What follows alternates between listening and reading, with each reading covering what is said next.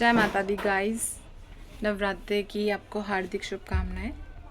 I hope आपका भी fast होगा 9 दिन का, क्योंकि मेरा तो 9 दिन का फास्ट है। और आप लोगों ने उतरते चढ़ते रखे हैं या फिर 9 दिन के फास्ट रखे हैं, प्लीज़ बताइएगा। ये जो 9 दिन आती हैं माता रानी घर पर, ऐसे तो हमेशा ही रहती है माता रानी, लेकिन नवरात्रि वाले दिन स्पेशल हर एक चीज़ बहुत अलग होती है। माहौल, हवा, हमारी अंदर की आत्मा और सोच, हमारी बातचीत करने का तरीका इन 9 दिनों में बहुत बहुत अलग हो जाता है। तो हम ये भी बोल सकते हैं कि माता रानी जब 9 दिन हर किसी के घर में जहाँ चौकी लगती है वहाँ पर आती है, प्रकट होती है, तो आप ये नोटिस करना कि उनकी ज़ुबान उल्टा सीधा बोलते होंगे, एक दूसरे के बारे में गलत सोचते होंगे, चुगली करते होंगे। आप नोटिस करना और शायद आप भी अपने अपने आप में झांकना कि आप ये चीज़ पहले करते थे और अब जब से व्रत चालू हुए हैं आपने ये सब करना बिल्कुल ही बंद कर दिया है। वो ऑटोमेटिकली आप जब व्रत रखते हो ऑटोमेटिकली अपने आपके अंदर आ जाता है कि नहीं, हमारा फास्ट है, हमारा व्रत है, हमें ये चीज़ नहीं सोचनी है, हमें ये चीज़ नहीं बोलनी है, हमें ये चीज़ नहीं देखनी है। ये चीज़ें माता रानी खुद ब खुद आपके अंदर ला देती है। और हम गाइस ऐसा भी तो कर सकते हैं ना कि हम सिर्फ 9 दिन ही ऐसे क्यों रहे, 9 दिन ही हम लोगों के बारे में अच्छा क्यों सोचें। हमें हमेशा ही सोचना चाहिए। ने चुगली करना पाप होता है, आपको तो पता होगा सनातन धर्म में चुगली करना मतलब पाप। तो हम ये पाप क्यों करें, हमें इस पाप को इकट्ठा क्यों करना है। हर दिन अपना नवरात्रों की तरह शुद्ध और अपनी अंदर की आत्मा जो हम प्योर रखते हैं और प्योर हो जाती है वो हमारी अंदर की आत्मा, तो हमें हर दिन रख सकते हैं।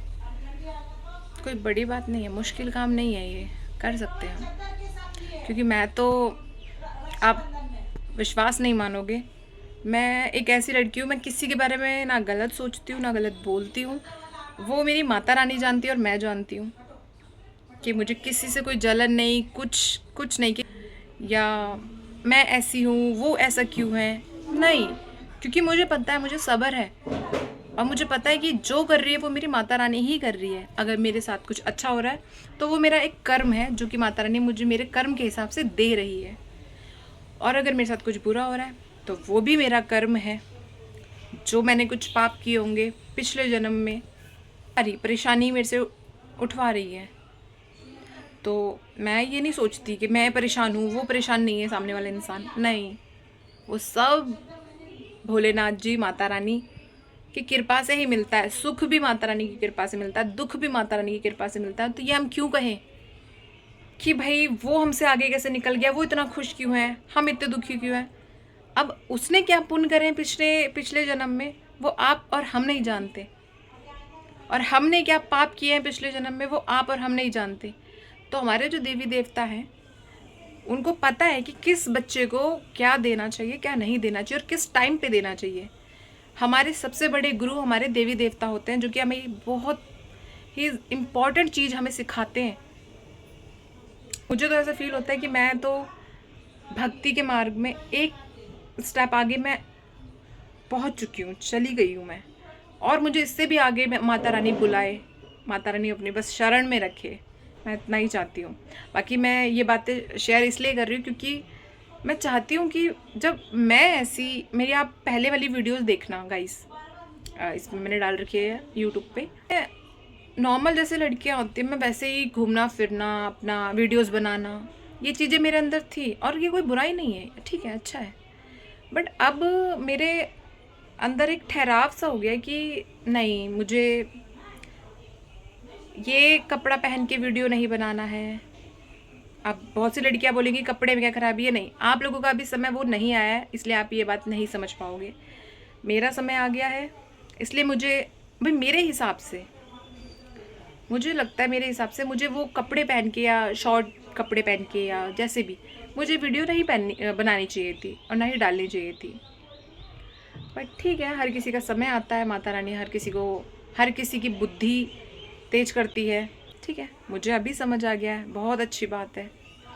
और बस ज़िंदगी में अगर दुख है इंसान के तो सुख भी आएगा, और सुख ऐसा आएगा कि सामने वाला इंसान या आस पड़ोसी देखते रह जाएंगे कि इस लड़की के नसीब में इतना दुख था, उसके नसीब में इतना सुख कैसे आया, कहाँ से आया इतना सुख।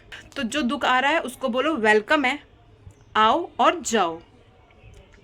डिप्रेशन में परेशान होने की ज़रूरत नहीं है, माथा पकड़ के अपने आप को कोसने की ज़रूरत नहीं है।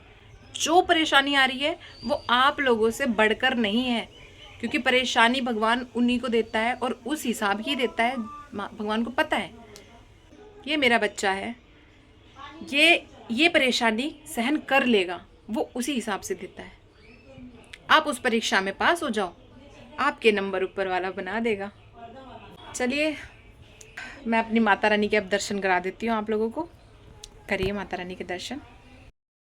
चलिए अब मेरी माता रानी के दर्शन करने के लिए तैयार हो जाइए, करिए दर्शन। मैं आपको बैक कैमरा करके दिखाती हूँ 1 सेकेंड। माता रानी के दर्शन करने के लिए ये है मेरी कालका माँ, ये है हमारी सबकी वैष्णो माँ, ये है मेरे भोलेनाथ जी। जय श्री राम, हनुमान चालीसा आई होप आप लोग पढ़ते होंगे।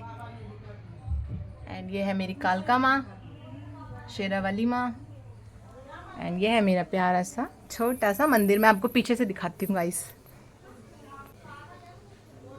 ये है मेरा प्यारा सा मंदिर। ये ऊपर गणेश जी हैं, दर्शन कर लीजिए गणेश जी के। एंड मेरी माता रानी से आपको जो कुछ मांगना मांग लीजिए, मेरी माता रानी आप लोगों की सारी विशेष पूरी करेगी। माथा टेक लीजिए। आई होप आप लोगों ने दर्शन कर लिए होंगे मेरी माता के। माता रानी के व्रत करते हैं, सुकून मिलता है। लाइफ में परेशानी ये सब चीज़ें बहुत छोटी लगती हैं। माता रानी की शरण में आ जाओ। परेशानी को आप बोलोगे वेलकम है, क्योंकि मैं तो परेशानी को बोलती हूँ वेलकम है आपका, आप जितना मेरे पास आ सकते हो आओ। क्योंकि उस परेशानी के बाद मुझे पता है कि मुझे मेरे भोलेनाथ मिलेंगे, मुझे मेरी माता रानी मिलेगी। तो क्यों ना मैं उस परेशानी को बोलूँ, जितना जल्दी हो सके आप मेरे पास आ जाओ।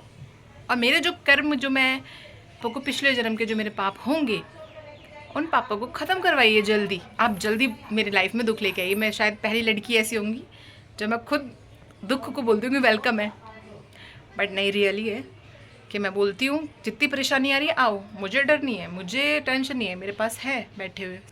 मुझे हिम्मत देने के लिए मेरे भोलेनाथ जी, मेरी माता रानी, मेरी कालका माँ, मेरी वैष्णो माँ बैठी हुई है कि तू दुख तो ले, तेरे को शक्ति देके, तेरे को हिम्मत देके मैं उस दुख को भी पार करा दूंगी।